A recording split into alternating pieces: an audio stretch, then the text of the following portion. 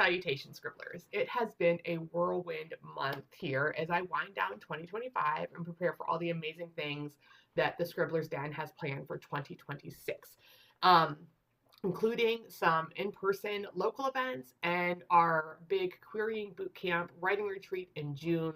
You can find more information about the retreat at the link down in the description. But today, what I want to focus on is creating your writing space, right? That's just your dedicated workspace for your writing. And I think it's something that's really important that a lot of writers tend to not give enough thought to as they start to get more into writing, because there is something to be said. It really can help increase your productivity. It can activate your creativity, all that kind of different things. So as always, do remember that there is no one place to write a book or one way to write. What matters is that you follow your heart and do what works for you. Having a dedicated writing space may not seem like a big priority. You're like, I can just do this wherever. I have a laptop, I have a notebook, I'm fine. But many do consider it just like as a bonus, right? If they do have someplace dedicated to their craft, but don't see the benefits that it might actually provide for them. So the connection between where you write and your ability to focus is sometimes overlooked. But there is a direct connection between your environment and your creative output.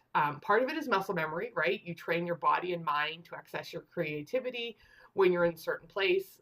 Another factor is to consider is how it cuts down on distractions, which as writers, we all know we love a good distraction, whether it's our cat coming in to lay on our skateboard, or suddenly realizing, wow, I should clean every dish that is in my kitchen right now rather than right?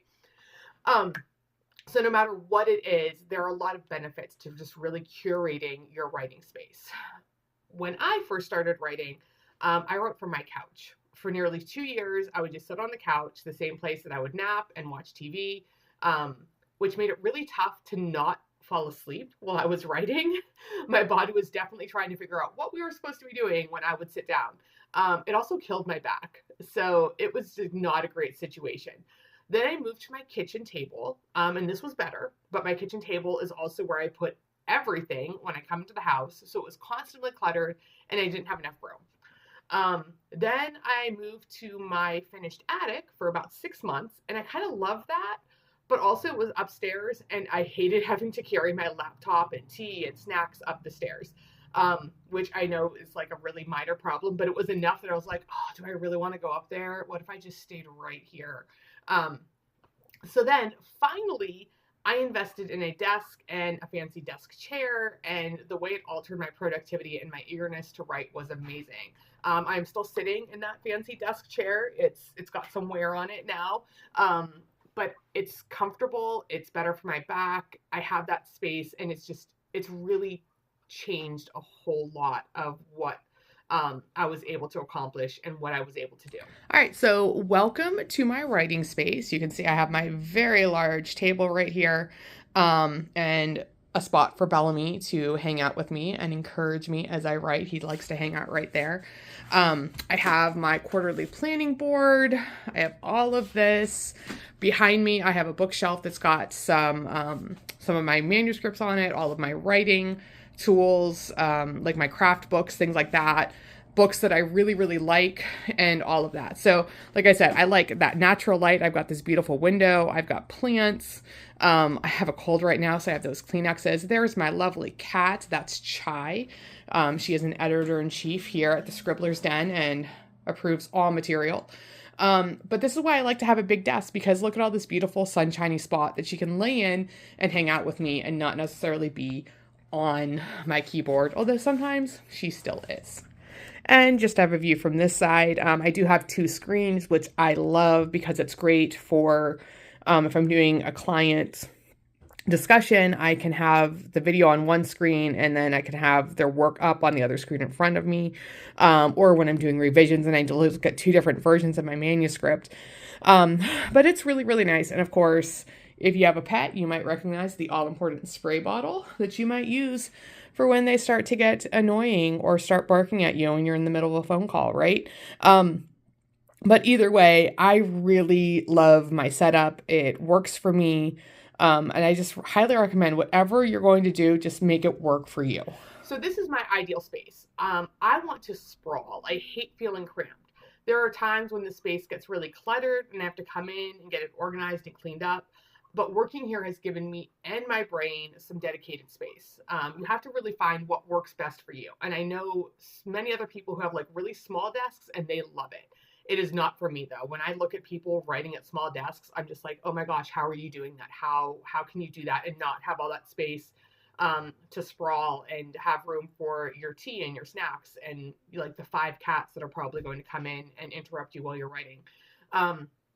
So you have to, like I said, you have to know what works for you.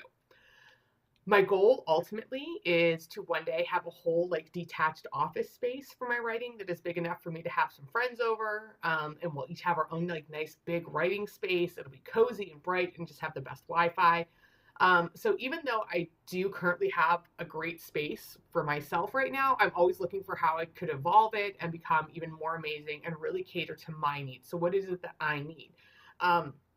So no matter what your space looks like, make sure it fits your needs.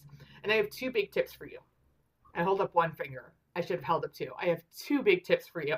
1, keep it decluttered. Okay, so there's a mental weight that comes with that visual clutter, and it's going to keep pushing into your thoughts and distracting you, which is going to interrupt your creativity. You may need to dedicate a chunk of time every week to getting this done. I can normally tidy up my little workspace here in 15 minutes tops. Usually it's less. It's usually more like under 5. Sometimes though, it gets really crazy because I just start throwing all the things I need to do on this table, and I've got to sort through it. So I try to keep up with it as I go. So that means clearing out my teacups and snack plates, because I do partake of a lot of snacks while I write. But no matter what, find your strategy to keeping your writing space decluttered and tidy. This small commitment has the potential to make a huge difference in your creative output. Tip number 2 is to optimize your sensory experience. Okay, so again, this is whatever it looks like for you. I love natural light. I want windows and to never have to use my overhead lights until it gets dark outside and I don't have that natural light anymore. Some people prefer really dark rooms with a lighted keyboard. So whatever works for you, like that's what you have to do. I like having plants in my area. So you can see I've got my plant up above me, up here. I have another one over on the windowsill. I have a little aloe plant off screen here that you can't see. But those make me really happy. They just make my space brighter, and it's a good sensory experience for me. And so it allows me to just settle in and calm and work like that. Okay, so the same thing goes for noise level. Do you need to put on noise canceling headphones? Do you need to have a specific playlist?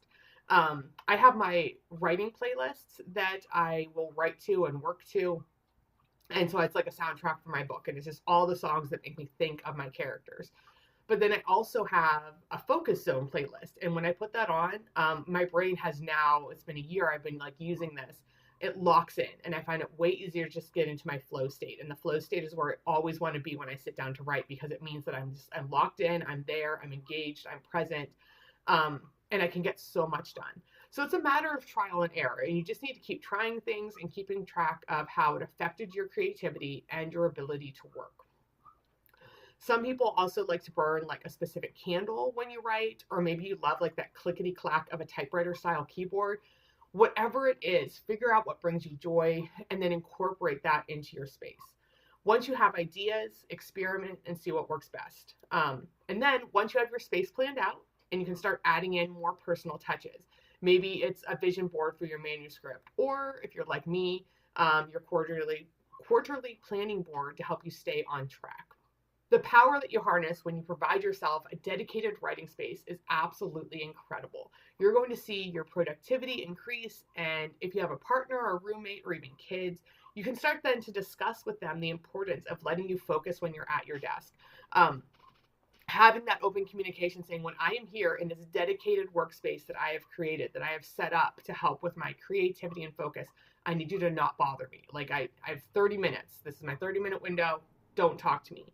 And then they'll also start to respect that. It's all about just setting things up, like I said, kind of experimenting and see what works best. So I would love to hear about your writing setup or any hacks that you use to help keep things decluttered, keep your space sacred for writing. Please drop a comment below, and we'll see you next time, Scribblers. Don't forget to like and subscribe. Bye.